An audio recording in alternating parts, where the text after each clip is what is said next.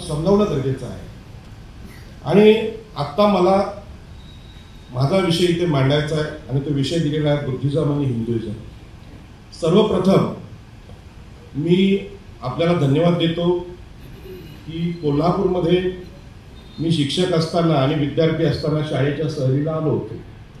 परंतु कोल्हापूरचा समाज काय आहे, लोक कसे आहेत, हे राजा ढालेंसोबत ज्यावेळी आलो तेव्हा मला खऱ्या अर्थाने समजलं.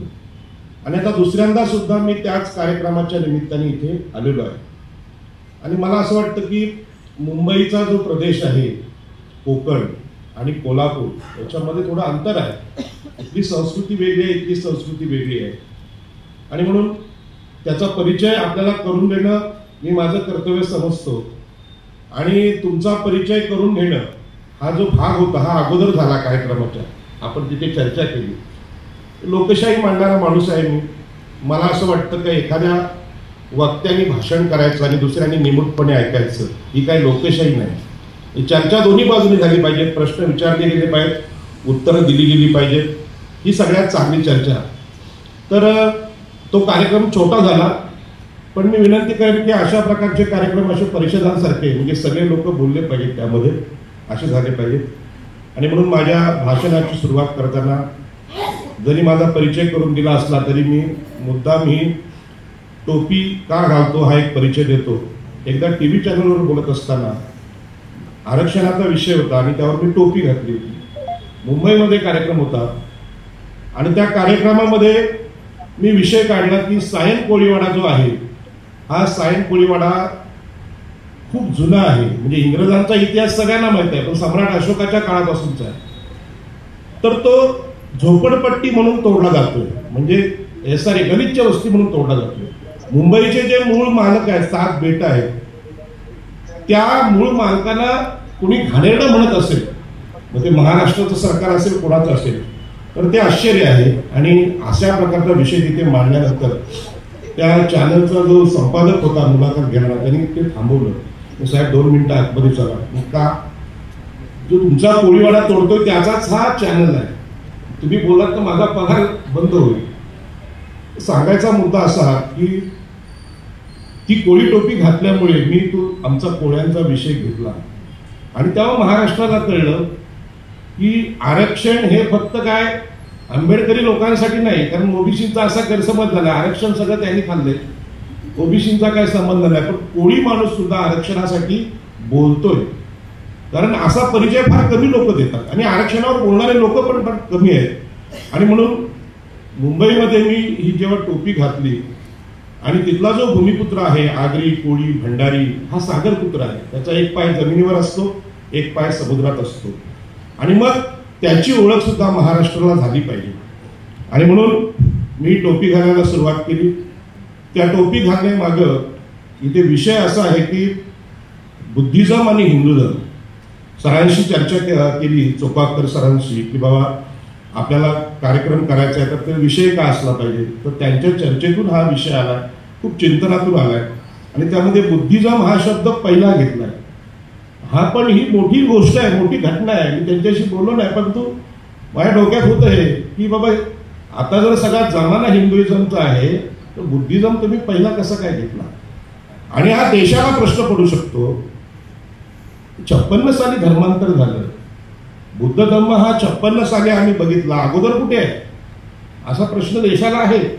परंतु 2500 वर्षापासून बुद्धिझम आहे ही गोष्ट अनेक गॅजेट आणि सरकारी गोष्टी सांगतात. आणि ते संशोधन केल्याशिवाय आता समजत नाही. आणि ते संशोधन केल्यानंतर मला समजलेली गोष्ट होती की आम्ही कारल्याला म्हणजे एकविरा आईच्या मंदिरात नेहमी जायचो. परंतु मंदिरात गेल्यानंतर बाजूला बौद्ध लेणे आहेत, मंदिरापेक्षा आकर्षक बौद्ध लेणे आहेत, पण कोणी सांगायचं नाही हे काय आहे, याचा अर्थ काय. जेव्हा मी त्या लेण्यांचा अभ्यास केला तेव्हा असं कळलं की आपल्याला इतिहास फक्त छत्रपती शिवाजी महाराजांपर्यंतच सांगितला गेला आहे, पण हे तर 2500 वर्षापासून आहे. मग त्याच्यामध्ये काय आहे, तर त्याच्यामध्ये जे होतं म्हणजे जीवनमूल्य. ते जीवनमूल्य होतं स्त्रियांच्या अधिकारांचं. तर आम्ही सगळे जेव्हा मी आत्मपरीक्षण केलं माझ्या समाजाचं, तेव्हा चोपाकर सरांची पत्नी ही वरळी कोळीवाड्यातली आहे. तर कोळीवाड्यामध्ये काय आहे, तर कोळीवाड्यातली महिला ही बंडखोर आहे. ती लग्न करताना विचारत नाही कोणाला मी कोणाशी लग्न करू, तिला आवडलेल्या मुलाशी ती लग्न करते. म्हणजे काय, काळा असो वा गोरा असो रेतीवाला नवरा पाहिजे. आता हे गाणं काय फार मोठ्या कवीचं नाही, पण ते बंडखोर गीत आहे. म्हणजे स्त्रीला आवडलेला नवरा ती करू शकते काय या देशात, हा मोठा प्रश्न आहे. आणि म्हणून आई एकविरेला जाणारे लोक हे लग्नामध्ये हुंडा घेत नाही. आता मुलगीनी पसंत केला नवरा, मग हुंड्याचा प्रश्न कुठे येतो, विषय संपून जातो. लग्न सुद्धा विधवा महिला धौलारणी लावतात, म्हणजे महिला पुरोहित ब्राह्मणांच्या भाषेत या कोळीवाड्यात आजही आहे. अर्थव्यवस्था मुंबईची इकॉनॉमी ही सगळी महिलांकडे आहे. प्राध्यापक लोक खूप असल्यामुळे जरा असं इकॉनॉमी वगैरे शब्द वापरायला लागतात, माझं भाषण काय असं नसतं, पण ते आहे की महिलांची इकॉनॉमी मुंबईमध्ये आहे. त्याला मातृसत्ताक, अनेक लोकांनी आता पुस्तकं लिहिलीत, मातृसत्ताक विचारसरणी म्हटलेलं आहे. मुलीच्या जन्माचं स्वागत तिथे होतं. म्हणजे मुलगा आहे की मुलगी ही आईच्या पोटात तपासून मशीनने स्त्रिया म्हणजे स्त्रीभ्रूण हत्या करणं हे अजून तिथे घटना घडलेली नाही. तर ही सगळी जी जीवन मूल्य मी कोळीवाड्यांमध्ये पाहिली, त्यानंतर माझ्या लक्षात आलं की या देशाला जरी गुलाम केला असेल हिंदुइझमनी किंवा ब्राह्मणिझमनी, तरी सुद्धा सांस्कृतिक दृष्ट्या बौद्ध धर्म या देशामध्ये आजही कुठे ना कुठे चांगल्या परिस्थितीमध्ये आहे. आणि म्हणून मी प्रथम माझ्या आई एकविरेला वंदन करतो. ती आई एकविरा ही एका वीराची आई आहे या अर्थाने करतो. आणि तो वीर 2500 वर्षापूर्वीची जी मांडणी आहे वीराची, ती आपल्याला कल्पना आहे की आज वीर कोण असेल तर कमरेला पिस्तूल वगैरे लावलेला असतो, भाई असतो, आणि तो सांगतो माझ्यावर 100 केस आहेत, माझ्याकडे 200 केस आहेत. तर मी 3 निवडणुका लढलो, माझ्यावर एकही केस नाही. मला माझे मनसेचे काही मित्र म्हणतात पाटील साहेब तुमच्यावर केस किती आहे, तुम्ही एकही नाही, माझ्यावर 100 केस आहे. तुमचा प्रश्न आहे. आम्ही संविधान मानतो, गुन्हा करण्याचा विषय येतो कुठे. तर वीराची व्याख्या आजच्या काळातली माणसं किती मानली याच्यावरून ठरते. आणि म्हणून जे लोक वीर व्हायला निघाले ते खोट्या बातम्या पसरवतात. आम्ही पाकिस्तानची ही शहर ताब्यात घेतली, हे केलं ते केलं, काही काही सांगतात. पण पूर्वीची वीराची व्याख्या अशी होती की जो प्रेमाने जग जिंकू शकतो, प्रेमाने जग जिंकता येतं, हे तत्वज्ञान भारतानेच जगाला दिलं. त्यामध्ये भगवान महावीरांचं नाव आहे आणि तथागत गौतम बुद्धांचं आहे. पण या दोन्ही वीरांच्या अंगावर किंवा हातात कुठलं शस्त्र नाही, हे वैशिष्ट्य आहे की शस्त्र न घेता सुद्धा जगाला जिंकता येतं, हा सिद्धांत मांडला. आणि म्हणून त्या वीराला जन्म देणारी आई एकविरा इथे बाजूला आहे. अनेक महाराष्ट्रातल्या विद्वानांनी सांगितलं की ती परशुरामाची आई आहे. मी त्यांना सांगितलं आपल्या आईचं मुंडकं जो कुऱ्हाडीने उडवतो तो ईश्वर कसा, माणसाचा आदर्श कसा, देव कसा, पण त्याला प्रतिवाद होत नसल्यामुळे लोकांनी त्याला देव मानला. आणि काही लेखकांनी त्यावर पुस्तकं लिहिली. मी एका महाराष्ट्रातल्या महान लेखकाला याला विरोध केला की तुम्ही आगरी कोळ्यांच्या घरामध्ये जा, तिथे आईला आणि मुलींना आणि स्त्रियांना किती मोठा सन्मान आहे ते तपासा, मग सांगा की परशुराम हा आई एकविरेचा मुलगा की भगवान बुद्ध. तर प्रश्न हा असा आहे की जीवन मूल्यांच्या दृष्टीने या सगळ्या विचार प्रवाहाला आम्ही पाहिलं पाहिजे. आणि म्हणून आई एकविरेला वंदन केल्यानंतर मी सम्राट अशोकांना वंदन करतो की ज्यांनी हा सगळा संदेश आहे, भगवान बुद्धांचा विचार आहे, हा दगडावर कोरला. पुस्तकात साहेब लिहिला असता, आपले साहेब आहेत लेखक, त्यांनी मला ती 2 पुस्तकं दाखवली. ती पुस्तकं जाळली असती ह्या लोकांनी, त्यांनी दगडावर कोरल्यामुळे त्यांना काय ते जाळता आलं नाही, म्हणून आज आपल्याला ते पाहायला मिळतं. आणि म्हणून सम्राट अशोकांना मी वंदन देतो. सम्राट अशोक हे उत्तम लेखक आहेत. याचं कारण आहे की माझं पुस्तक कोणी फाडू नये एवढी काळजी त्यांनी घेतलेली आहे. आणि म्हणून आपल्या सगळ्या लेखकांना विनंती करेन की बौद्ध लेण्यातला हा संदेश महत्वाचा लक्षात घ्या की काळ असा आहे की सगळी तुमची पुस्तकं जप्त करतील, घरात घुसतील, आणीबाणी लावतील आणि जाळून टाकतील. मग दगडावर कोरलेलं मात्र पुसता येत नाही. सम्राट अशोकाला मी वंदन करतो. आपल्याला माहित आहे सम्राट अशोकाच्या नंतरच्या इतिहासामध्ये आपल्याकडे गुलामगिरी कशी आली, माणसाला गुलाम कसं केलं, आणि त्या गुलामगिरीमध्ये ज्यांना पहिल्यांदा गुलाम केलं त्या आपल्या स्त्रिया आहेत. स्त्रियांना गुलाम केल्यानंतर पुरुष गुलाम झाले, पण गुलामगिरी स्त्रियांपासून सुरू झाली. आणि म्हणून छत्रपती शिवाजी महाराज यांचं जे राज्य आहे ते रयतेचं राज्य आहे. रयतेचं राज्य आणि सम्राट अशोकाचं राज्य यामध्ये साम्य आहे, पण बाकी मधले राजे झाले त्यांनी आमच्यावर गुलामगिरी लावली. परंतु छत्रपती शिवाजी महाराजांना मी यासाठी वंदन करतो की त्यांनी स्त्रियांचा आदर करणारं राज्य इथे निर्माण केलं. म्हणजे स्त्रियांच्या आदराचं राज्य. आदिलशाही निजामशाही होतीच ना, इतर राजेशाही होती, पण स्त्रियांविषयी आदर त्यामध्ये नव्हता. किंबहुना छत्रपती शिवाजी महाराजांचं राज्य हे स्त्रींच्या इच्छेने झालं असं त्यांनी म्हटलं तर ते चुकीचं आहे. खरं म्हणजे आईच्या इच्छेने राज्य निर्माण करणारा राजा म्हणजे छत्रपती शिवाजी महाराज. आणि या अर्थाने जर तुम्ही पाहिलात तर छत्रपती शिवाजी महाराजांच्या स्वराज्यामध्ये एक प्रकारचं तत्वज्ञान आहे आणि ते स्त्रियांना अधिकार देण्याचं आहे. आणि याच्या नंतरच्या काळात आपल्याला माहित आहे की कोल्हापूर यासाठी प्रसिद्ध आहे. म्हणजे कोल्हापूरमध्ये तुम्ही मला इथे भाषण करायला बोलवणं याचं महत्त्व इतकं आहे की ज्यांनी शाहू महाराजांचा अभ्यास केलेला आहे त्यांना कळेल की त्याला भाषणाची 2 मिनिटं संधी देणे म्हणजे पुरस्कार देण्यासारखं आहे. पुरस्कार देण्याची गरज नाही, एवढं मोठं शाहू महाराजांचं काम आहे. की राजा झाला की कोणाची कोंबडी खेचून आण, कोणाची जमीन घे, कोणालाही लूट, अशा प्रकारची राजाची व्याख्या वर्तमान काळातल्या लोकशाहीत आहे. म्हणजे आपण जरी लोकशाही म्हणत असलो तरी ज्या पद्धतीने जमिनींची लूट मुंबईत आज चालू आहे आणि वर्तमान राज्यकर्ते करतात आणि शाहू महाराजांचं राज्य यामध्ये खूप फरक आहे. आणि म्हणून शाहू महाराजांनी जो प्रयोग इथे केलेला आहे त्या प्रयोगाचा अभ्यास वेगळ्या पद्धतीने होणं ही काळाची गरज आहे. मग शाहू महाराजांसारखं राज्य करणाऱ्या बाकीच्या लोकांना का जमलं नाही, त्यांच्यामध्ये असं विशेष काय होतं, तर शाहू महाराजांना बघताना तुम्ही असं बघा, कारण अशा प्रकारचं राज्य कुणालाही जमलं नाही. आरक्षण म्हणजे काय, शाहू महाराजांनी जे आरक्षण सुरू केलं ते आरक्षण सुरू करताना त्यांनी विषमता मान्य केली ना. मनुस्मृती आहे म्हणून आरक्षण द्यावं लागलं ना. मग मनुस्मृतीला ओळखणं हे किती लोकांना जमलं, फार कमी लोकांना बोललं. आणि म्हणून कोल्हापूरच्या सगळ्या लोकांना, बंधू भगिनींना मी मनापासून नमस्कार करतो, कारण ही कोल्हापूरची परंपरा आहे, ही महाराष्ट्राची शान आहे. आणि आपल्याला कल्पना आहे, अलीकडेच आपण काल 11 एप्रिल म्हणजे महात्मा ज्योतिबा फुल्यांना महात्मा ही पदवी दिली, मुंबईमध्ये दिली, ती मांडवी कोळीवाड्यामध्ये दिली. ते जे मांडवी कोळीवाडा आहे हे पुनर्वसित गाव आहे. जिथे मांडवी कोळीवाडा होता तिथे आता विटी स्टेशन झालेलं आहे आणि स्टेशन बांधण्याचं काम महात्मा फुलेंनी केलेलं आहे. महात्मा फुल्यांबद्दल असा गैरसमज आहे, कोणीतरी दाढी बिडी वाढलेला भिकारी लोकांचा नेता, पण महात्मा फुले टाटांपेक्षा श्रीमंत आहेत, त्या काळामध्ये बिल्डर आहेत.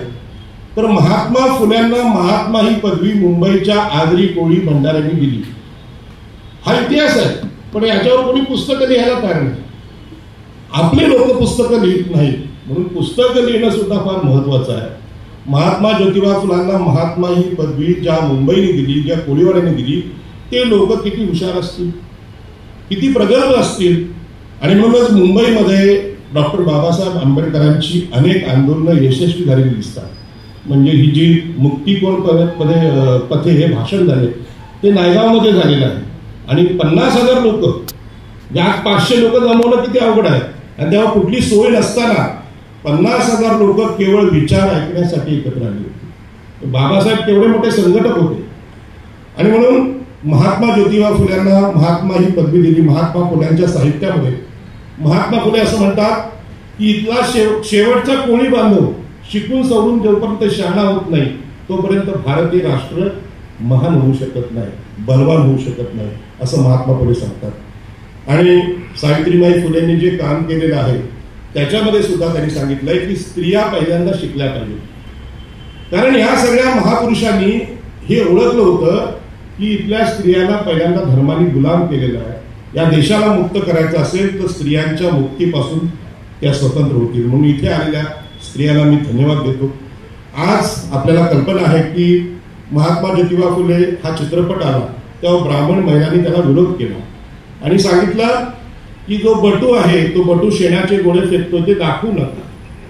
हा म्हणजे भारताचा इतिहास आहे की इथल्या शिक्षणाला, ज्ञानाला विरोध करणारे कोण होते, तर ब्राह्मणच होते. आणि तुम्ही जर विरोध केला ते सत्य लोकांना समजू द्या, त्यामध्ये चुकीचं काय. परंतु त्यांनी त्याला विरोध केला कारण आताच्या लोकांनाही समजू नये. आणि या अज्ञानावर ओबीसी लोक आज हिंदुइझम मध्ये टिकून आहेत आणि हे सत्य जर बाहेर आलं ते नक्कीच बाहेर येते. आणि म्हणून आपल्याला कल्पना आहे की सावित्रीबाई फुले हा चित्रपट आल्यानंतर त्यांनी केवळ त्या बटू दाखवू नका एवढा विरोध नाही केला, तर त्यांनी सांगितलं की जय परशुराम ही घोषणा दिली. आता परशुराम कोण आहे? आपल्या वडिलांच्या आज्ञेवरून आईचं मुंडकं उडवणारा मुलगा आहे. जगाच्या कुठल्याही संस्कृतीमध्ये माणसाच्या सोडा प्राण्यांच्या विचार करा की कुठलाही मुलगा आईला कधीही ठार करणार नाही. मग हे अनैसर्गिक तत्वज्ञानाचं समर्थन आजही का होते? खरं म्हणजे महाराष्ट्रात त्याच्यावर चर्चा झाली पाहिजे की तुम्ही सगळ्यात हुशार, सगळ्यात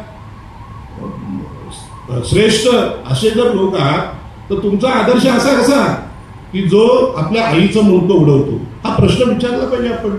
याच्यामध्ये तुम्हाला काय साध्य करायचं आहे? याच्यामध्ये तुम्हाला हे साध्य करायचं असं आहे की स्त्री ही हलकी आहे, ती शूद्र आहे, ती गरीब आहे. म्हणून ओबीसीचा मुद्दा येतोय आता शूद्र म्हणून. पण 50% शूद्र स्त्री आहेत. पुरुष शूद्रांपेक्षा ती संख्या खूप मोठी आहे. त्यांना जागं कोण करणार? आणि म्हणून महात्मा ज्योतिबा फुले यांनी जो संदर्भ आपल्याला दिलाय की स्त्री शूद्राती शूद्र हे गुलाम ज्या धर्माने केले त्यांनी त्याला विरोध केला. आणि म्हणून महात्मा ज्योतिबा फुले यांचं जे साहित्य आहे त्या साहित्यामध्ये हिंदुइझमचं जे तत्वज्ञान आहे ते काय आहे की ब्राह्मणाचा जन्म हा मुखातून झाला म्हणजे तोंडातून झाला, क्षत्रियांचा जन्म बाहूतून झाला, वैश्यांचा जन्म मांड्यातून झाला आणि आम्ही सगळे शूद्र अतिशूद्र स्त्रिया पायापासून जन्माला आलो. आता मला सांगा यावर भाषण तरी काय करायचं? म्हणजे तोंडातून कोणाचा जन्म होत नाही हे सगळ्यांना माहित आहे, स्त्रियांना पण माहित आहे, पुरुषांना पण माहित आहे. मग त्याच्यावर हिंदुइझम उभा झाला. गोळवलकर गुरुजींनी बंच ऑफ थॉट्स त्याच्यावर लिहिलं की आम्ही ब्राह्मण मुखातून ब्रह्मदेवाच्या मुखातून जन्माला आलो. कुठला डॉक्टर किंवा कुठली नर्स हे सिद्ध करू शकतं का? जगामध्ये हाच विचार जर पोहोचला इंग्लंड अमेरिकेत तर कोण मान्य करेल का? कोणी मान्य नाही करणार. पण याच्यावर जर हिंदुइझम उभा असेल तर हा केवळ अज्ञानामुळे निर्माण झालेला भ्रम आहे. आणि घालवायचा असेल तर ज्ञानाच्या चर्चा झाल्या पाहिजे. आज कोल्हापूर शहरातल्या सगळ्या ज्ञानी लोकांचा कार्यक्रम आहे. तुमच्यामध्ये प्राचार्य आहेत, शिक्षक आहेत, प्राध्यापक आहेत, विचारवंत मंडळी आहेत आणि ह्यांच्यावरही फार मोठी जबाबदारी आहे. कुठली? समाजाला गुलामीपासून मुक्त करण्याची. आपण जगत असताना आपल्या व्यक्तिगत समस्या असतात, नोकरी, घर, गाडी, मुलांचं शिक्षण, या समस्या घेऊन आपण सगळे जगत असतो. परंतु ह्या समस्या जेवढ्या महत्वाच्या आहेत तेवढीच मोठी समस्या येणारी पुढली पिढी ही गुलाम होणार की स्वतंत्र होणार याची आहे. आणि म्हणून या कार्यक्रमाला जे लोक आलेत त्यांनी जो वेळ दिलेला आहे तो वेळ अत्यंत महत्वाचा आहे असं मला वाटतं. कारण या कार्यक्रमाला आम्ही काय यावं, दुसऱ्याचं कोणाचं भाषण कशासाठी ऐकावं, असे अनेक प्रश्न येत असतात. खरं म्हणजे शिक्षण आणि तुम्ही सगळे माझ्यापेक्षा मोठे आहेत. माझा परिचय जरांगे पाटलांच्या विरुद्ध ज्यावेळी मी बोललो चॅनलवर तेव्हा पत्रकारांनी करून दिला, प्राध्यापक राजाराम पाटील. मी त्यांना सांगितलं मी प्राध्यापक नाही. आता पण सर म्हणाले राजाराम पाटील हे प्राध्यापक आहेत. एका कार्यक्रमामध्ये 1 मेच्या मी गेलो होतो. माझं भाषण एकाने ऐकलं पुढाऱ्याने, अरे होते आमच्या गावात पुढारी कोण नाही, तुम्ही झेंडावंदनला चला. आता ते कॉलेज असल्यामुळे त्यांनी पण सांगितलं प्राध्यापक राजाराम पाटील. म्हणून मी प्राध्यापक नाही आहे, मी प्राथमिक शिक्षक आहे. मी 1ली पासून 12वी पर्यंत क्लास टीचरशिप केलेली आहे, मी सगळ्या वर्गाला शिकवलंय. पण मी प्राध्यापक कधी झालो नाही. शिक्षक होतो. सगळ्या नोकरीतला जो काळ आहे हा संघर्षातच गेला. कधी परमनंट पगारच नाही भेटला, 1800 रुपयाच्या पलीकडे पगारच नाही भेटला. त्यामुळे शिक्षकी पेशाचा आनंद किंवा सुख मी पाहिलं नाही.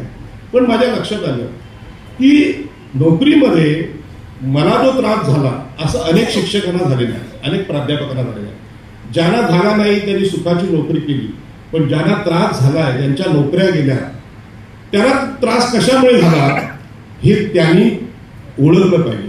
मला ते कळलं की हा त्रास माझं नशीब फुटका आहे. तेव्हा मी हिंदुइझम मध्ये जगायचो. मग ज्योतिष बघायला जायचो, हातावरच्या ज्योतिषाला विचारायचो बाबा परमनंट नोकरी कधी मिळेल, मग मी घर कधी घेणार. ज्योतिषी काहीतरी सांगायचे, असं होईल तसं होईल, मग तुम्ही नारळ घ्या, हे करा ते करा. काही सांगितलं गणपती अथर्व शीर्ष करा, सकाळी 21 आवर्तन करा, संध्याकाळी करा. एवढं सगळं केल्यानंतर सुद्धा यश काही मिळत नाही, सुख काही मिळत नाही. मग मला प्रश्न पडायचा, मग एवढे लोक ह्या सगळ्या धर्मामध्ये जगतात त्यांना यश भेटते, मला का भेटत नाही? मग मला भेटत नाही तर आणखी कुठला तरी नवीन देव शोधला पाहिजे. आणि मग डॉक्टर बाबासाहेब आंबेडकर मला भेटले.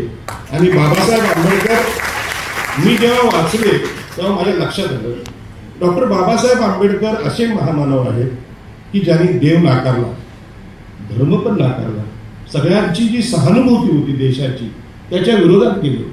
आणि तरी सुद्धा जीवनातली सगळी सुख, चांगला माणूस जगणं याचा अनुभव डॉक्टर बाबासाहेब आंबेडकरांनी एकाच जन्मात घेतला. आणि इथे मुक्ती विचारली तर सांगायचे की जिवंतपणे मुक्ती नाहीच, मेल्यानंतर ती स्वर्गात आहे. मग स्वर्गातल्या मुक्तीसाठी आयुष्यभर रतवैकल्य करणारा इथला जो समाज आहे त्याची फसवणूक किती मोठी असते. आणि मला सुद्धा वयाच्या 35व्या वर्षी हे कळलं आणि ते आंबेडकरी कार्यकर्त्यांनी दिलं. आणि मग तुम्हाला हे सांगायचं आहे की आंबेडकरी चळवळ आहे ही गंमत जम्मत नाही, तर माणसाच्या मुक्तीचं आंदोलन आहे. तिला प्रतिष्ठा आहे, तिला सन्मान आहे आणि तो सन्मान आम्ही जगण्यातून दिला पाहिजे. आणि म्हणून कोल्हापूर शहरातली आजची जी सभा आहे ती यासाठी महत्वाची आहे की शाहू महाराजांचं जे खरं कार्य आहे त्यांनी समता आणण्याचा प्रयत्न केला. म्हणजे काय, अंधार जो होता विषमतेचा तो संपवण्याचा प्रयत्न केला. आता प्रत्येकाच्या काळात प्रत्येकाला सगळ्याच गोष्टी शक्य होतात अशातला भाग नसतो. आणि म्हणून मी तुम्हाला आठवण म्हणून सांगेन, हिंदुइझम आणि ब्राह्मणिझम जरी हा विषय असला ते प्रत्यक्ष ज्या घटना घडलेल्या आहेत माझ्या डोळ्यासमोर त्या तुम्हाला सांगणं गरजेचं आहे. तर आमच्याकडे डॉक्टर बाबासाहेब आंबेडकर 1932 साली आले, इतिहास आहे. आणि त्यांनी तिथल्या शेतकऱ्यांच्या घरी जाऊन त्यांच्याकडे राहून भात आणि मासे खाऊन, मुद्दाम सांगतो कारण या देशामध्ये महान कर्तृत्व गाजवायचं असेल तर शाकाहारी असलं पाहिजे असं पंडित सांगतात. पण बाबासाहेब तर बोंबील खायचे, गिताडा खायचे, निवटाय खायचे, भाकऱ्या खायचे. आणि त्यांनी सांगितलं की शेती तुम्ही करता, कसता तुम्ही, मग शेताचे मालक तुम्ही कसे नाही.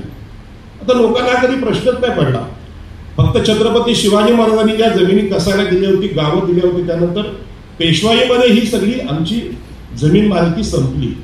आणि संपल्यानंतर जी खोती चळवळ आहे त्या खोती चळवळीमध्ये शेतकऱ्याला अजिबात अधिकार नव्हते. आणि बाबासाहेबांनी समजावून सांगितलं की बाबा रे, तुम्ही जर जमीन कसता तर जमिनीचे मालक तुम्ही आहात. तर बाबासाहेब ठीक आहे, जमिनीचे मालक आम्ही आहोत, पण त्या जमिनी मिळवायच्या कशा.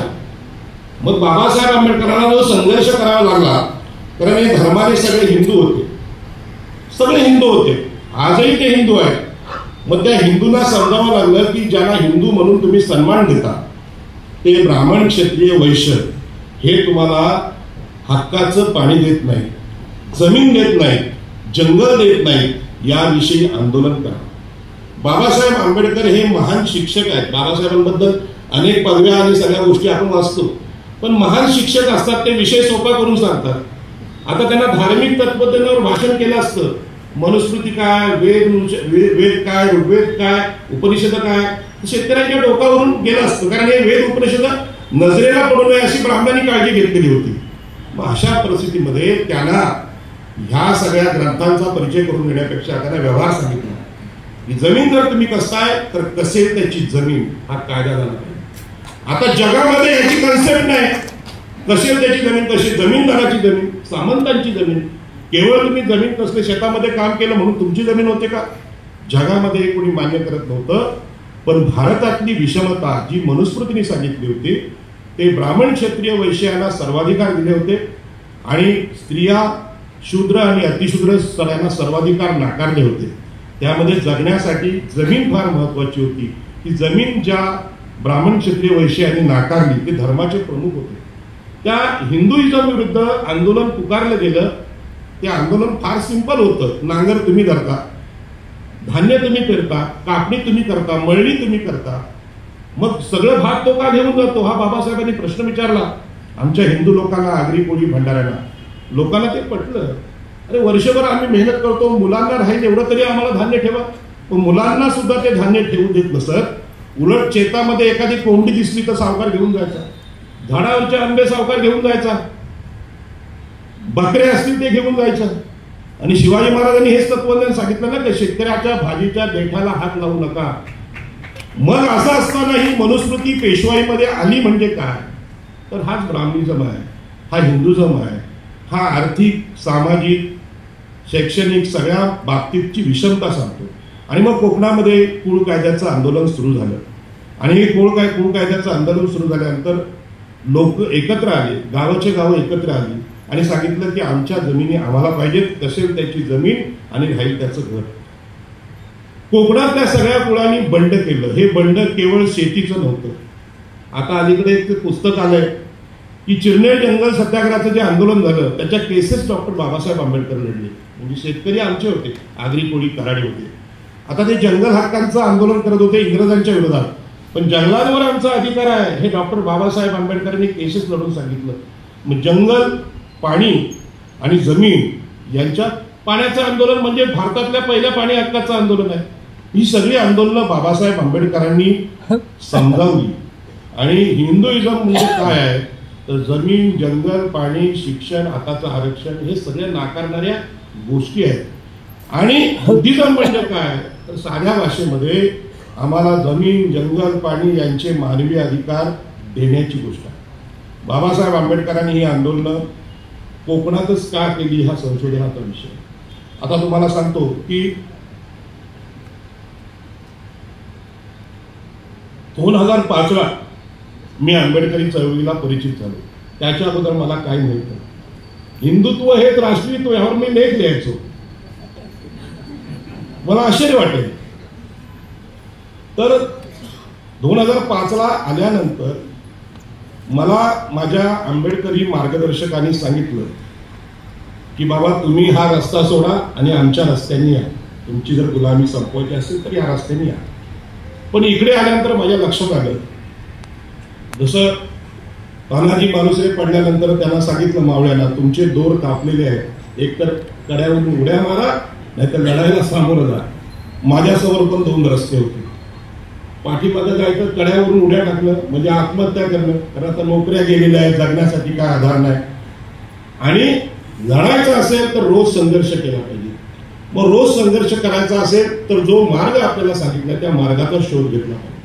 मग बाबासाहेब आंबेडकरांनी कोकणातली केलेली आंदोलनं पाहिली आणि ती रायगड, ठाणे, पालघर, मुंबई या परिसरातच का केली तर त्या भागाचा जो इतिहास आहे, अप्रांत प्रदेश म्हणून भगवान बुद्धांच्या काळातला तो प्रदेश आहे. आणि या प्रदेशामध्ये भगवान बुद्धांची विचारधारा पूर्णपणे उतरवलेली आहे. दर 25 किलोमीटरवर बौद्ध लेणी आहे. आणि या बौद्ध लेण्यांचा इतिहास असा आहे की सरांनी हा जो विषय घेतलेला आहे तो विषय त्यांनी लिहिला आहे, बुद्धिझम आणि हिंदुझम. याच्यामध्ये बुद्धिझमला पहिला घेणं आणि हिंदुइझमला नंतर ठेवणं यासाठी पराकोटीचा आत्मविश्वास पाहिजे.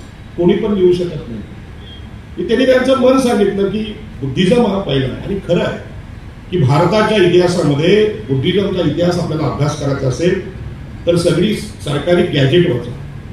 म्हणजे रायगडचं गॅजेट वाचा, कुलाबा जिल्ह्याचं गॅजेट वाचा, मुंबईचं गॅजेट वाचा. त्यामध्ये असं सांगितलेलं आहे इथल्या प्रत्येक खाडीवर बौद्ध लेण्या होत्या, व्यापाऱ्यांना उतरण्याची केंद्र होती. आणि घारापुरी ज्या लेण्या आहेत मुंबईमध्ये ते इंटरनॅशनल ट्रेड सेंटर होतं, म्हणजे आंतरराष्ट्रीय व्यापारी केंद्र होतं. आपल्या लोकांनी त्याला काय म्हटलं आता तीर्थक्षेत्र, पण तसं नाही. ते जगातले आंतरराष्ट्रीय व्यापारी तिथे यायचे आणि याच्या नोंदी तिथे आहेत. आणि आज आपण म्हणतो हवाला किंवा पैसे पाठवणं अकाउंटवरून असं, तर त्यामध्ये त्या काळातले बौद्ध भिक्खू इथं 5 लाख ठेवले कारल्याला, तुम्हाला इजिप्तला मिळायचे, श्रीलंकेला मिळायचे. इजिप्त बरोबर आमचे लोक व्यापार करायचे. म्हणजे समुद्रमार्गे व्यापार, विमानं नव्हती, समुद्रमार्गे व्यापार चालायचा. आणि समुद्रमार्गे व्यापार म्हणजे आगरी, कोळी, कराडी, भंडारी आणि छत्रपती शिवाजी महाराजांनी त्यांना आरमाराचं मानाचं स्थान दिलं. तर हे आंतरराष्ट्रीय व्यापार त्या लेण्यांमधून चालायचा. आणि तो आंतरराष्ट्रीय व्यापार चालायचा तेव्हा हा प्रदेश अत्यंत वैभवशाली होता, जागतिक व्यापाराचं केंद्र होतं. आता कोणाला सांगितलं की कोळी लोक वगैरे जागतिक व्यापारी होते, कोण विश्वास टाकेल का? आता व्यापाऱ्यांची नावं घेतली काय, मोदी, अदानी हीच येणार. आगरी कोळ्यांची पाटील, भोईर, म्हात्रे नाव येणार नाही, त्यांना बोलणारच नाही कोण व्यापारी. पण हा इतिहास आहे बुद्धिझमचा की ज्या काळामध्ये इथला सागरपुत्र समाज हा वैभवशाली होता. इथला कारागीर म्हणजे लेणी कोरणारा असेल किंवा छोटा कारागीर हा अत्यंत श्रीमंत होता, वैभवशाली होता. कारणे लेणी जरी आपण पाहिली त्यातलं वैभव आज पाहिलं, म्हणजे आता लाकडं तर राहिली नाही, पण जे काय आहे ती इतकं वैभवशाली आहे की तिकडे बघितल्यानंतर आपण बघत राहतो की बाबा हे एवढं कसं काय निर्माण केलं. त्यातली लाईन आणि लेंथ आहे ती पाहिलं की आताचे जे गवंडी भेटतात आपल्याला त्यांना आपल्याला शिकवावं लागते की इथे फुटपट्टी लावून इथे काटकोट लावून, त्यांना काहीच कळत नाही कारण त्यांना कोणी शिकवलेलं नाही. मग तेव्हाची भूमिती, तेव्हाचं आर्किटेक्चर एवढं डेव्हलप होतं.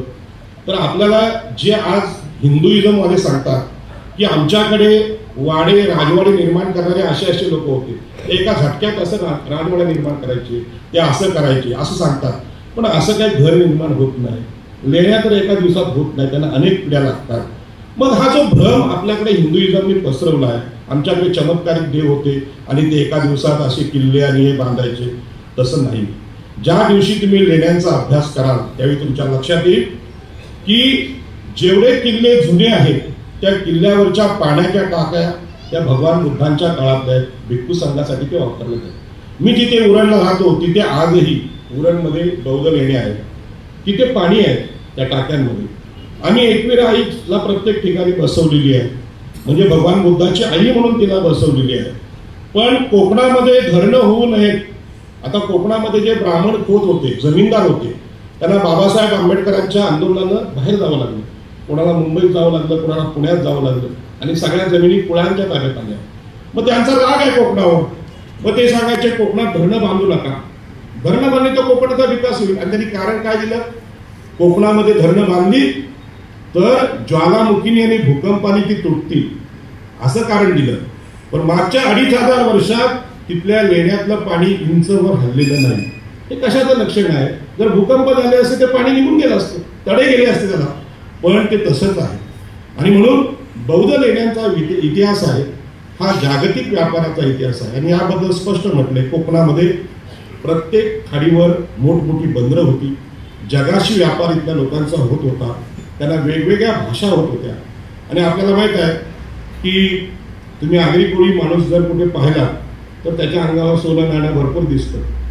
आणि आता कल्पना आहे की त्याचं अनुकरण बरेच लोक, आपले बौद्ध लोक पण करायला लागले. सोनं खूप घालतात आणि काय त्याला गोल्ड मॅन म्हणून त्यांना मजा वाटते बघायला.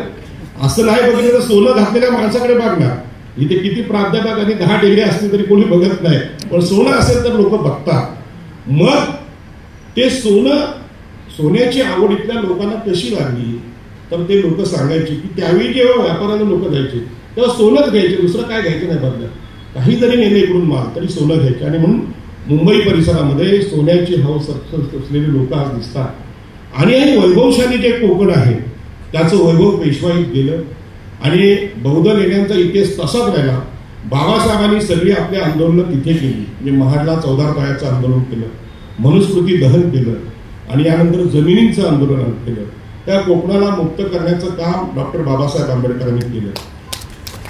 आता हिंदुइझमच्या गुलामीत जगणारे लोक जमिनीचे मालक बनले. त्यांना असं पाणी मिळायला लागलं, अरे थंडगार पाणी बाटलीमधून मिळायला लागलं.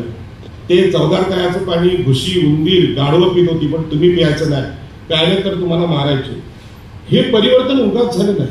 तुम्ही जर मुलांना सांगितलं नाही आज की बाबा हे जे पाणी आपल्या हातात आलंय हे संघर्ष केलेल्या लोकांमुळे आलं, हे असंच आलं नाही तर त्यांना वाटेल काय, नाही आमच्या पप्पा नोकरीला होते, त्यांना काय पगार येतो त्यातून ते जाऊन पाणी आणतात, आम्हाला देतात. पण पाणी सुद्धा पिऊन देणारा हा भारत आहे. आणि म्हणून जे कोणी हिंदुइझम मध्ये बोलतात दुर्लभम भारते जन्म, भारतात जन्म भेटणं हे लय भाग्याचं आहे. पण ते कोणामुळे आहे, मनुस्मृतीमुळे आहे की संविधानामुळे आहे की भगवान बुद्धांमुळे आहे. भारतातला जन्म दुर्लभ का आहे, कोणासाठी आहे, ज्यांनी आम्हाला गुलाम केलं त्या गुलामीमध्ये जन्म घेणं हे भाग्याचं आहे की दुर्भाग्याचं आहे हे सुद्धा स्पष्ट करून सांगितलं पाहिजे. कारण हा भारताचा खरा इतिहास मिटवण्याचं काम आज चालू आहे. आणि म्हणून डॉक्टर बाबासाहेब आंबेडकरांनी कोकणामध्ये जी आंदोलनं केली ती कोल्हापूरकरांना सांगणं मला अभिमानाचा विषय. तेवढाच माझ्यासाठी शाहू महाराजांनी जे परिवर्तन ह्या महाराष्ट्रात केलं, कोल्हापूरमध्ये केलं, तो माझ्यासाठी अत्यंत अभिमानाचा विषय. राज्य करण्याचा अधिकार ज्यांच्या हातात येईल आताच्या लोकशाहीत, कोणी आमदार होईल, कोणी खासदार होईल, कोणी नगरसेवक होईल, तो माणूस सामाजिक समतेच्या दृष्टीने विचार करतो का याला महत्व आहे. आणि म्हणून महाराष्ट्राच्या आजच्या स्थितीमध्ये तुम्ही पाहिलं की समाजाच्या विकासासाठी मागासवर्गीय जो निधी आहे तो निधी इतरत्र वापरण्याचे जे प्रकार चालू आहेत हे शाहू महाराजांचं तत्वज्ञान संपवण्याचा प्रकार आहे. पण त्याला सांगावं लागेल की बाबा शाहू महाराज म्हणजे नक्की काय, ते मनुस्मृतीचे विरोधक आहेत एवढं स्पष्ट करून सांगावं लागेल. नुसतं चांगलं राज्यकारभार करणारा राजा नव्हे, राजे तर खूप झाले. आणि ही गोष्ट जर आपण महाराष्ट्राला सांगितली नाही तर महाराष्ट्र पुन्हा एकदा विषमतेकडे वाटचाल करेल. आणि म्हणून हिंदुइझम जो आहे तो हिंदुइझम म्हणजे काय आहे तर आमची गुलामगिरी आहे. आणि म्हणून आता सरांनी सांगितलं की जनगणनेचा विषय नरेंद्र मोदी, माननीय पंतप्रधान नरेंद्र मोदींनी जाहीर केला आणि विषय जाहीर करतात तेवढ्यातच तिकडे पहलगामचा हल्ला झाला. तो पहलगामचा हल्ला झाल्यानंतर पहलगामच्या हल्ल्यात ज्या अतिरेकींनी निष्पाप लोकांना मारलं, मीडियाने त्यांच्या तोंडात एक वाक्य टाकलं. ते वाक्य असं होतं की धर्म पूजा जाती नाही. आता ह्याच्या पाठीमागं अर्थ काय, आपल्याला संदेश काय? आपल्याला संदेश हा आहे की तुम्ही आता जाती जाती भांडणं सोडून द्या, हिंदू म्हणून एक व्हा, हा संदेश आहे. म्हणजे जातनिहाय जनगणना वगैरे सोडा, आम्ही फक्त सांगतो ज्या पद्धतीने मंडल आयोग आला त्या मंडल आयोगाचं आंदोलन आपल्या आंबेडकरी चळवळीने चालवलं आणि त्यावेळी कमंडलचं आंदोलन आणलं, धर्म उभा केला. तसं हिंदुइझम हा देशाच्या गुलामीचा समर्थक आहे आणि बुद्धिझम हा गुलामीतून मुक्त करणारा विषय आहे. आणि म्हणून डॉक्टर बाबासाहेब आंबेडकरांनी आम्हाला शेती, जमीन, पाणी, जंगल, शिक्षण हे अधिकार दिले आणि हे अधिकार दिल्यानंतर या प्रश्नांची उत्तरं कळली लोकांना.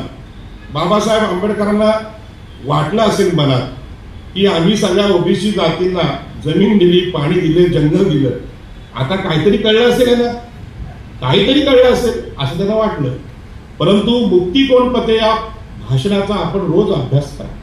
त्या भाषणामध्ये बाबासाहेब व्यक्त करतात की खरी जी मुक्ती आहे त्या हिंदुइझम मधून बाहेर निघण्याची.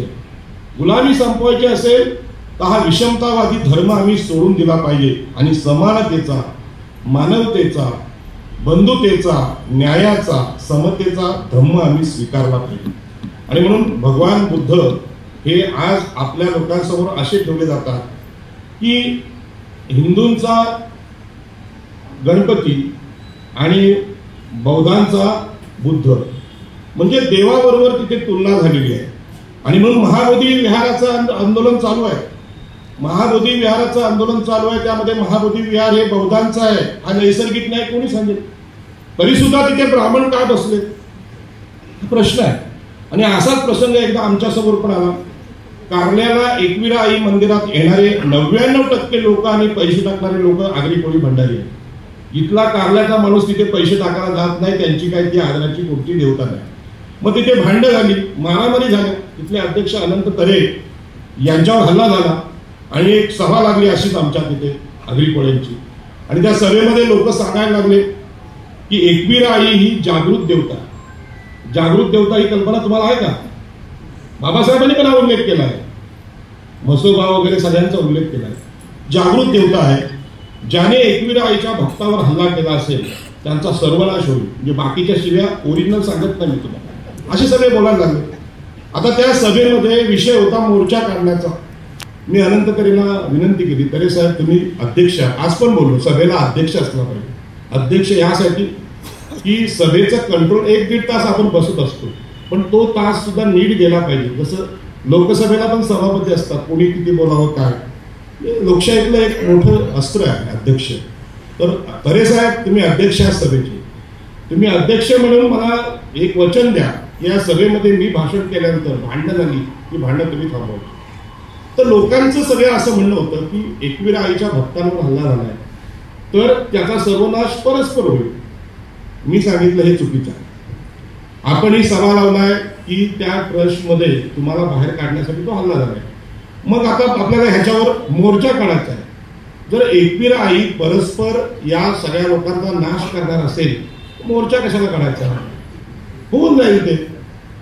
मोर्चा यासाठी काढायचा की आई एकविरा ही चमत्काराची देवता नाही. त्या आई एकविरेमुळे आमच्या घरातल्या स्त्रिया ह्या देवांपेक्षा मोठ्या आहेत. आई आणि मुलगी ही देवांपेक्षा श्रेष्ठ आहे. ज्या छत्रपती शिवाजी महाराजांनी सांगितलं तसंच भगवान बुद्धांनी सुद्धा स्त्रियांना सगळ्यात मोठा अधिकार दिला. जगातल्या कुठल्याच धर्मामध्ये स्त्रियांना म्हणजे समानतेचा अधिकार नाही. म्हणजे पुरोहित होणं किंवा अरहंत होणं याचा सन्मान नाही. महाप्रजापतीने तो मागून घेतला. याच पद्धतीने आपल्याला इथे आता मोर्चा काढायचा, याचं कारण की तो जो हल्ला होतोय त्या मंदिरातल्या पैशाच्या पेटीसाठी. तिथल्या स्थानिक लोकांना असं वाटतंय की मंदिर आमच्या ग्रामपंचायतमध्ये आहे म्हणून पैसे आमचे आहेत, देवी तुम्ही घेऊन जा, देवी तुम्ही घेऊन जा, फक्त पैसे पेटीत टाका, ते आम्ही घेणार. आणि म्हणून आपल्याला जे आंदोलन करायचं ते लोकशाही मार्गाने, आणि लोकशाही मार्गामध्ये चर्चा, परिषदा, आंदोलन न्यायाचा विषय.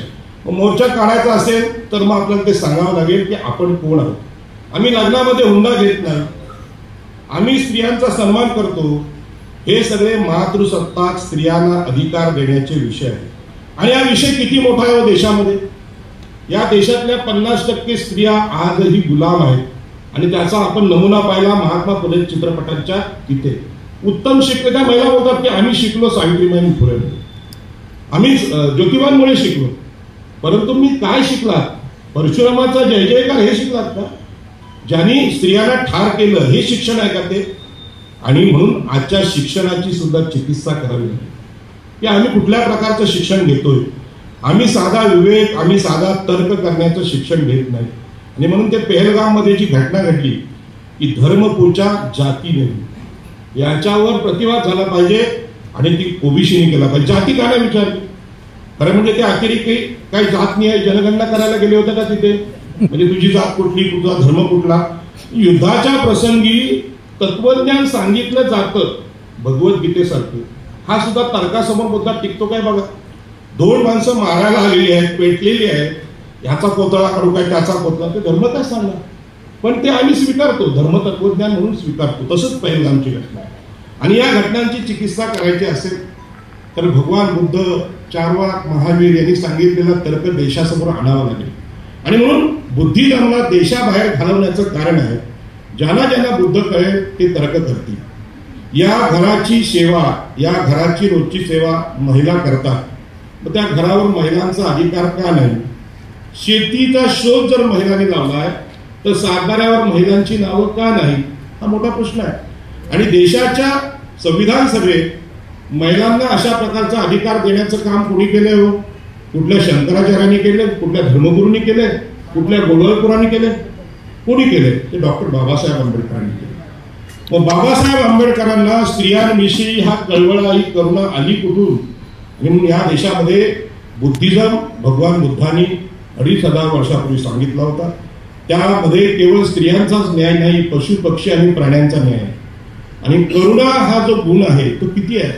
तुम्हाला एखाद्याविषयी करुणा असेल, प्रेम असेल तर आपण ते प्रत्येक गोष्टीतून व्यक्त करतो. तुम्ही तुमच्या घरात शेतकरी म्हणून तुमच्या घरी प्राणी असतील, बैल असतील, गायी असतील, कुत्रे असतील, तुम्ही अनुभव घेतला असेल. प्राण्यांवर जीव लावून बघा, ते आपल्यावर किती प्रेम करतात. माझ्या घरी कुत्रे आहेत, मी जर आज गेलो नाही तर 1 वाजला तरी ते रस्त्यावरून घरात जात नाहीत, माझी वाट बघत बसतात. आणि मी घरी जाईन तेव्हा आतमध्ये जाणार, तोपर्यंत ते येणार नाही.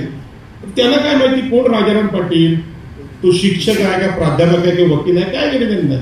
पण ते निष्पाप आणि निर्व्यास प्रेम करतात. सगळे प्राणी प्रेम करतात. ही गोष्ट भारताला कळली नाही. स्त्रियांचं प्रेम त्यांना कसं कळणार? आणि म्हणून आपल्या देशाला जर गुलाम केलं असेल तर गुलामी म्हणजे काय? हे अत्यंत अनैसर्गिक तत्वज्ञान आहे, ते नैसर्गिक नाही. आणि म्हणून बौद्ध लेण्यांचा जो इतिहास आहे त्याचा तुम्ही अभ्यास करा की भारत हा वैभवशाली होता, सुवर्ण युगात जगत होता. या गोष्टी आपल्याला एवढंच माहित आहे की इंद्राचा दरबार आम्ही ऐकलेला आहे कथा कादंबऱ्यामध्ये. इंद्राच्या अप्सरा, इंद्राचा दरबार, स्वर्ग हे फक्त ऐकून आहे. आपले सगळे प्राध्यापक आहेत. जर आंबेडकरवाद येथे नसता तर प्राध्यापकांनी इंद्र आणि त्यांच्या अप्सरा यांच्यावर निबंध लिहिले असते. बरोबर आहे ना? तर माहितच नव्हतं दुसरं काय असतं ते. पण मी जेव्हा पहिल्यांदा विमानातून प्रवास केला, औरंगाबादला गेलो होतो, औरंगाबादवरून विमानाने मी मुंबईला गेलो, खिडकीजवळ बसलो आणि खिडकीजवळ म्हणजे तुम्हाला धर्मदेव एवढा मोठा मूर्ख माणूस कसा? तर मी प्रत्येक गोष्ट तपासून बघतो. उगाच कोणी सांगितली ती ऐकायची नाही. खिडकीजवळ बसलो आणि काय बघितलं असेल? मला खिडकीतून आकाशात स्वर्ग दिसतो का? माझे मेलेले आजोबा दिसतात का? आजी दिसतात का? अप्सरा दिसतात का? इंद्र दिसतो का? हे काहीच दिसत नाही. तर मला बुद्धीला पटलं की आकाशात स्वर्गच नाही. तर हिंदुइझम ज्याच्यावर उभा आहे तो काय आहे? तुम्ही न पाहिलेला देव तिथे आदर्श आहे. तुमचा न्याय देव करेल. मला 35व्या वर्षी कळलं की देव न्याय करू शकत नाही, न्याय हा माणसालाच करावा लागतो. अर्थदीप ढोर हा जो संदेश आहे भगवान तोच सत्य आहे. मग जर स्वर्गामध्ये हे काहीच अस्तित्वात नाही तर सगळं देश आज त्याच्यावर चाललाय. आणि म्हणून आमच्या देशाचे गृहमंत्री लोकसभेत बोलायचं धाडस करतात. अरे आंबेडकर क्या बोल रहे हो, भगवान का नाम ले लो तुमको मोक्ष मिलेगा. पण त्याच लोकसभेत बाबासाहेब आंबेडकरांनी सांगितलं मला मोक्ष, देव, स्वर्ग, चमत्कार मान्यच नाही. आणि म्हणून हे संविधान कुठल्या देवाच्या नावाने अर्पण करायचं, ख्रिश्चनांच्या, मुस्लिमांच्या, यहुदींच्या की हिंदूंच्या, तर नाही. कारण हे जे सगळे धर्म आहेत ज्या देवाच्या, स्वर्गाच्या, नरकाच्या नावाने उभे आहेत, हा सगळा आभास आहे, लोकांना मूर्ख बनवण्याचा काळ आहे. आणि म्हणून we the people of India हे नव तत्वज्ञान डॉक्टर बाबासाहेब आंबेडकर सोप्या शब्दात, आम्ही भारताचे लोक, काही नाही मोठी फिलॉसॉफी, 2 शब्दात संविधान सांगितलं, आम्ही भारताचे लोक हे संविधान स्वतःप्रत अर्पण करतो. आणि म्हणून माणसाला न्याय देणारा, माणसाला महत्व देणारा बुद्धिझम हा आपल्या देशासाठी महत्वाचा आहे. आणि तो प्रतिष्ठेने समजावून सांगणं ही काळाची गरज आहे. आणि म्हणून एक ओबीसी छोटासा कार्यकर्ता म्हणून हनुमंत उपरे काकांच्या सोबत पण मी काम केलं, त्यानिमित्ताने इथे आलो होतो. परंतु ज्या पद्धतीने धर्माची पेरणी आज होते, आता ह्या लोकसभेत जेव्हा आमचे अमित शहा यांनी जे युक्तिवाद केला, तो युक्तिवाद इथल्या बुद्धिझमला चॅलेंज होता, बाबासाहेबांना चॅलेंज होतं ते.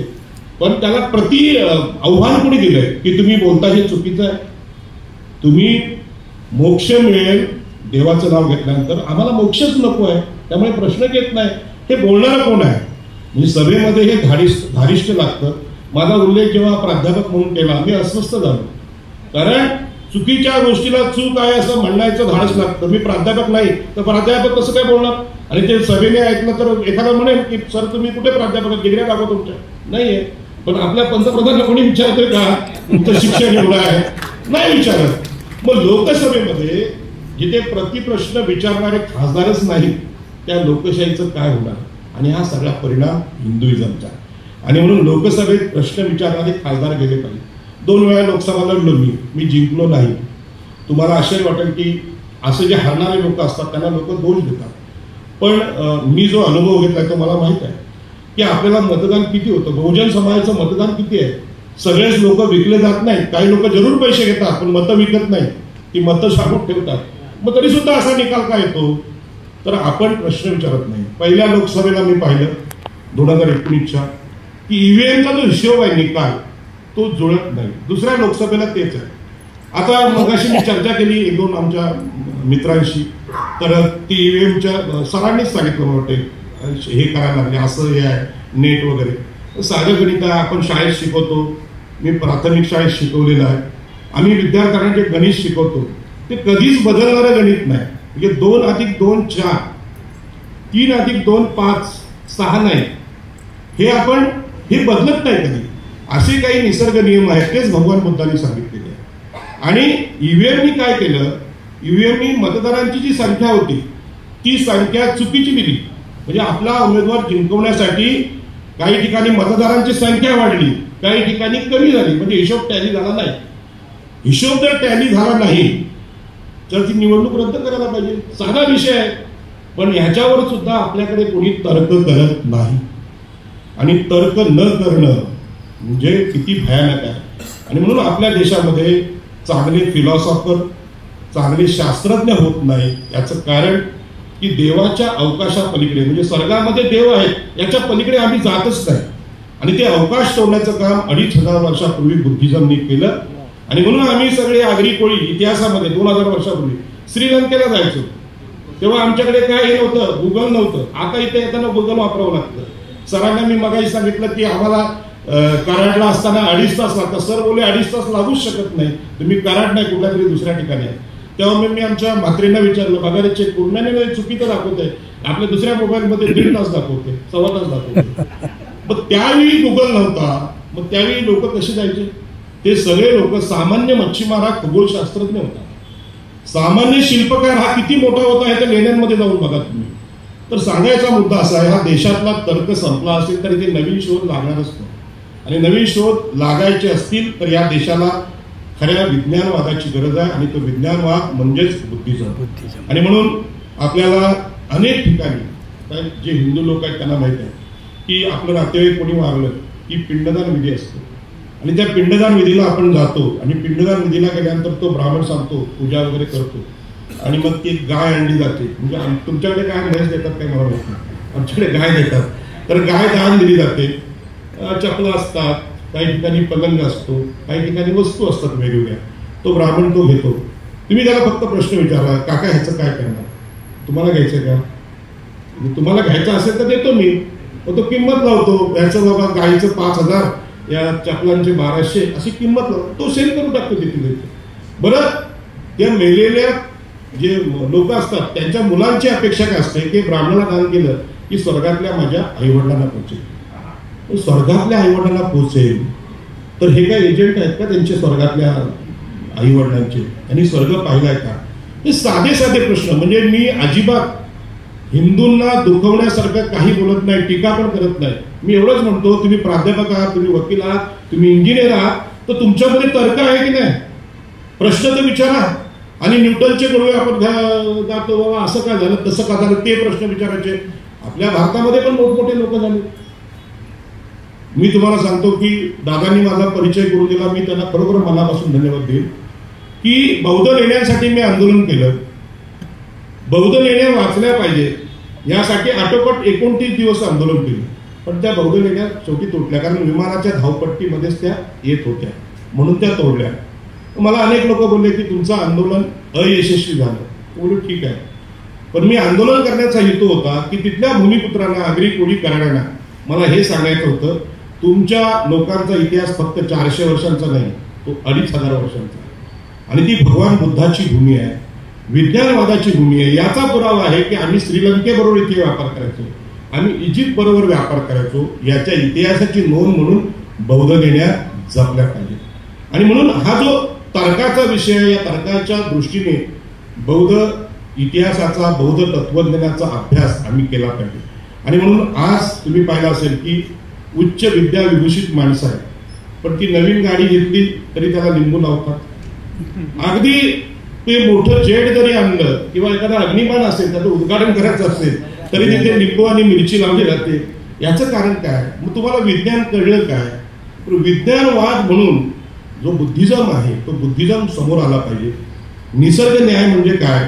त्या बौद्ध लेण्यांच्या आंदोलनामध्ये मी एक व्हिडिओ केला होता. त्या व्हिडिओमध्ये सांगितलं होतं की तिथे आता भगवान बुद्धाच्या काळातलं सम्राट अशोकाची गोदी होती, म्हणजे जहाज बनवण्याची एक गोदी होती. डुंगी म्हणून गाव जिथे आहे तिथे ती होती. तर तिथे नदी होती. त्या नदीचा प्रवाह दिल्लीच्या एका कंपनीने बदलला. आता दिल्लीतल्या लोकांना कोकणातला पाऊस माहीत नाही, त्यांनी त्याला टर्न दिला. नंतर मी त्या सगळ्या सायंटिस्ट लोकांना बोललो की भगवान बुद्धांनी 2500 वर्षापूर्वी सांगितलं होतं, जगात कोणी सांगितलं होतं मला माहित नाही, पाणी नेहमी उताराकडे जाते.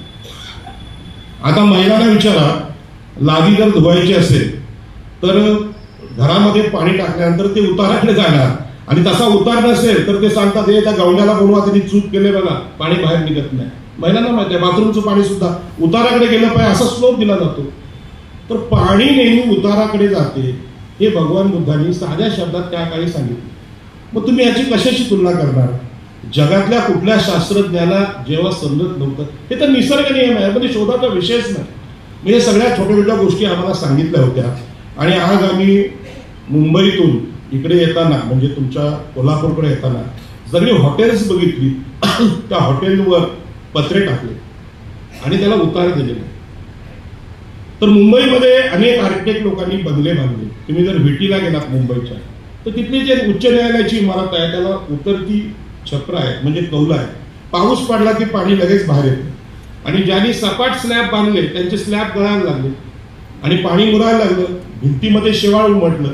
मग याच्यामध्ये तत्व काय होतं की छप्र ही उतरती असली पाहिजे. पाऊस असेल, बर्फ असेल, वरून पडला की खाली जाईल. भगवान बुद्धांनी तर एक वचन असं सांगितलं की दुर्गुणांची सवय आपल्याला लागू नये म्हणून छप्पर नीट साकारून घ्या. जो नीट छप्पर बांधतो त्याचं पावसाचं पाणी आतमध्ये घुसत नाही. तसं आपलं जीवन चरित्र असलं पाहिजे की दुर्गुण तिथे जवळ फिरकले नाही पाहिजेत. आणि म्हणून पंचशील दिलं, अष्टशील दिलं. या पंचशिलाची गरज किती आहे. आज तरुणांमध्ये प्रचंड मोठी ड्रग्जचं वातावरण सुरू आहे, म्हणजे ड्रग्ज घ्यायला लागले. आणि तुम्ही पाहिलं असेल की मुंद्रा बंदर आहे अदानीचं, याच्यामध्ये ही फार मोठी उलाढाल होते, पकडले गेले ते.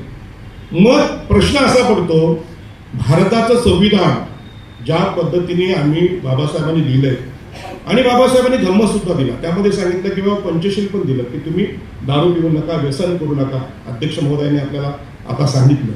मग या कोर्टमध्ये जर अशा उलाढाली होत असतील तर अशा प्रकारच्या व्यसनांना प्रोत्साहन करणारी शासन प्रणाली पण आहे का? मग तिचं नाव काय आहे? तिचं मनुस्मृती नाव आहे. सोप्या भाषेत त्याला आता हिंदुइझम म्हणतात, कारण दारू पिऊ नका असं कुठलाच देव सांगत नाही. उलट काय म्हणजे देव सांगत नाही म्हणजे चिली मोडणारे पण देव आहेत, बरोबर ना. मग चिली मोडणं हे वाईट आहे की चांगलं आहे? जेव्हा आपला मुलगा किंवा मुलगी जेव्हा चिली मोडेल किंवा हुक्का ओढेल तेव्हा बापाला कळेल की मी किती मोठं अपयश आहे माझ्या जीवनाचं. तसं आज बऱ्याचशा तरुणांमध्ये ह्या सगळ्या गोष्टी चालल्या. ह्याच्यावर कधी संसदेमध्ये लोकसभेत भाषण, साधी गोष्ट आहे. पंचशील हे अनेक ठिकाणी नाव दिलेलं आहे, म्हणजे सरकारी योजनांमध्ये इकडे तिकडे दिलेलं आहे, पण पंचशिलामधला दारू पिऊ नका ही गोष्ट किती महत्वाची आहे. आपल्या महाराष्ट्राचे गृहमंत्री होते, त्यांचा मृत्यू झाल्यानंतर त्यांची मुलगी खूप रडली, पण जेव्हा बातमी आली पेपरला की तंबाखूमुळे हे घडलं, म्हणजे अतिरेकाने गोळीबार केला म्हणून नाही झालं, तर तंबाखू खाण्यामुळे गृहमंत्र्याचा जन्म झाला, ज्याचं महाराष्ट्राचं पोलीस दल ज्यांच्याकडे होतं. मग त्या महाराष्ट्राच्या गृहमंत्र्याला जर पंचशील सांगणारी मुलगी भेटली असती तर, आणि म्हणून इथे मुली बसलेल्या आहेत, मुलींसाठी एका जोरात टाळ्या वाजवा. आपल्या वडिलांना आणि आपल्या नवऱ्याला दारू पिऊ नका असं सांगण्याची हिंमत फक्त मुलींमध्ये असते. आणि मुलींनी जर सांगितलं दारू प्याला तर घरात यायचं नाही, तर तो तर ही जी गोष्ट आहे ती पुन्हा एकदा मी उलटी करून सांगतो की भगवान बुद्धांनी जो धम्म आम्हाला दिला तो स्त्री पुरुष समानतेचा दिला, आणि त्या समानतेच्या धम्मामध्ये त्यांनी सांगितलं, म्हणजे महाप्रजापतींनी भगवान बुद्धांना विचारलं तर पुरुषाला धर्मगुरू होण्याचा मान आहे, अरंत होण्याचा मान आहे, मग स्त्रियांना का नाही? आणि म्हणून भिक्खुनी संघ निघाला. आपल्या देशाची जी गुलामगिरी आहे ना ही स्त्रियांच्या गुलामगिरी म्हणून टिकून आहे, आणि मग स्त्रियांची गुलामगिरी जर आम्ही संपवू शकलो तर नक्कीच देशामध्ये समता आल्याशिवाय राहणार नाही. आणि हिंदुइझम आणि बुद्धिझम मध्ये एकच फरक आहे, हिंदुइझम मध्ये स्त्री, शूद्र आणि अतिशूद्र यांना गुलाम करण्याची पद्धत आहे, परंपरा आहे, आजही ती आहे, आणि बुद्धिझम मध्ये त्यांना मुक्त केल्याचं पाहायला मिळतं. मी बुद्धिझमचा समर्थक झालो याचं कारण माझं माझ्या आईवर आणि पत्नीवर प्रचंड प्रेम आहे, आणि त्यांना गुलामीत जगताना मला आवडत नाही. आणि माझ्या पत्नीसाठी आणि आईसाठी अशा प्रकारचं आनंदी वातावरण या देशात जर निर्माण करू शकलो तर मोठ्या मोठ्या गाड्या, कार, हिरे माणके काय, आता आमच्याकडे तर हिरे सोन्याचा वेळ खूप आहे महिलांना, पण मी सांगतो सोनं घालून सुद्धा जो आनंद नाही तो स्वातंत्र्यामध्ये आहे. आणि म्हणून डॉक्टर बाबासाहेब आंबेडकरांनी सांगितलं की मनाने स्वतंत्र आहे तो खरा माणूस. स्वातंत्र्य, समता, बंधुता ही बुद्धिझमची वैशिष्ट्य आहे. डॉक्टर बाबासाहेब आंबेडकरांनी संविधानाच्या बरोबर संविधानाला अनुकूल असलेला जीवन मार्ग हा दिलेला आहे. या संविधानाच्या प्रतिकूल जे जगत असतात ते प्रश्न विचारतात, आंबेडकर काय करतात? देवाचं नाव घ्या. आणि म्हणून ही सरळ थेट आहे. आपले लोक घाबरतात, कचरतात बोलायला. परंतु मी 2 वेळा लोकसभा लढलोय, मला माहित आहे ईव्हीएम मशीन तर आपल्याकडे नाही आहे, पण आमची मतं आमच्याकडे आहेत. पण ईव्हीएम मशीनला बाजूला करा, आम्ही संसदेत नाही गेलो तर बघा 100% संसदेत जाणार. कारण सगळ्या प्रकारचा तर्क, छत्रपती शिवाजी महाराजांचा आरमार, गनिमी कावा, भगवान बुद्धांचा तर्क, डॉक्टर बाबासाहेब आंबेडकरांचा संविधानाचा, लोकशाहीचा विचार यामध्ये आहे. आणि म्हणून बाबासाहेब आंबेडकरांनी संविधान सभेतल्या शेवटच्या भाषणात सांगितलेलं आहे, मी सरांना पण बोललो की मला खूप वाईट वाटतं असं बोलायला की एवढे मोठे ज्येष्ठ, हे 4-5 ज्येष्ठ समोर बसले, त्यांच्यासमोर बोलणं बरोबर नाही, त्यांचा अनुभव खूप मोठा आहे. हा संकोच मला वाटतो. ही लोकशाही आपल्याकडे असली पाहिजे, ही विनम्रता, विनयशीलता आपल्याकडे असली पाहिजे, ज्येष्ठांचा आदर आम्ही केला पाहिजे. विभूती पूजा हा आपल्या देशातला फार मोठा दोष आहे. आपला धर्मच असा आहे की एखाद्याने थोडंसं चांगलं काम केलं की त्याला देव करून टाकतो. सचिन तेंडुलकर चांगला खेळला, लगेच तो भारतरत्न. अमिताभने चांगला चित्रपट काढला, कोट्यावधी रुपये कमवले, लगेच तो महान. अशा प्रकारची विभूती पूजा या देशात आहे. आणि त्यामुळे काय करतो, समोरच्या माणसाला आदर देणं, आदर देता देता त्याला देवाचं स्वरूप देणं, हा इथल्या मातीतला दोष आहे. आणि म्हणून त्याला सत्य म्हणून स्वीकारायचं असेल तर माणूस म्हणून स्वीकारलं पाहिजे. तुम्ही माणसं आहात, मी माणसं आहोत, हा सत्य विचार जर आम्ही स्वीकारू शकलो तर आम्ही कोणाला घाबरणार नाही. आज देशामध्ये भीतीचं वातावरण, आपण प्रश्न विचारत नाही. म्हणजे रामाने सीतेला वनवासात धाडलं याच्यावर चर्चा होते, पण आपल्या पंतप्रधानांच्या बाबतीत चर्चा होत नाही. बाबा असं का केलं? कारण माणसाचा जो परिचय असतो त्याच्यावरून त्याचं भाषण, त्यांचे विचार ठरतं. म्हणून साहेबांनी आमचा परिचय करून दिला की पाटील साहेबांचा हा परिचय. परंतु परिचय हा असा नसतो, जगण्याच्या प्रत्येक गोष्टीतून तो समोर कळत असतो. मी इथे येताना 4-5 दिवस अगोदरचं हे प्राध्यापक आमचे चौकातकर सर रोज आमचे प्रश्न विचारतात, चर्चा करतात. आणि त्यांची प्रश्न विचारण्याची पद्धत आहे, कुठे आलात, काय करतात, आता कुठे पोहोचलात, यातून काय समजतं की ह्या व्यक्तीला आपल्याविषयी आदर आहे, आपण गेलं पाहिजे. कालपर्यंत अशी परिस्थिती होती की मी सगळे कार्यक्रम बंद केले, आजारी पडलो होतो, पण मी सरांना फसवू शकत नाही. मी सरांच्या कार्यक्रमाला जाणारच हा संकल्प होता. आणि या संकल्पाच्या पाठीमागं निसर्ग उभा राहतो हे भगवान बुद्धांनी सांगितलं. तुमच्या पाठीमागं देव जरी उभा नाही राहिला, भिवू नकोस तुझ्या पाठीशी असे सांगायला साधू जरी उभा नाही राहिला, तरी भगवान बुद्धाचा निसर्ग तत्वाचा विचार तुमच्या सोबत आहे. आणि म्हणून भगवान बुद्धांनी जे सांगितलेलं आहे कालाम सुत्तामध्ये ते सांगतो आणि माझं भाषण संपवतो. कालाम सुत्तामध्ये भगवान बुद्ध म्हणतात, मी सांगितलंय म्हणून खरं म्हणू नका, परंपरेने आलंय म्हणून खरं म्हणू नका, तुमच्या गुरुजींनी सांगितलंय म्हणून खरं म्हणू नका, धर्मग्रंथात लिहिलंय म्हणून खरं म्हणू नका.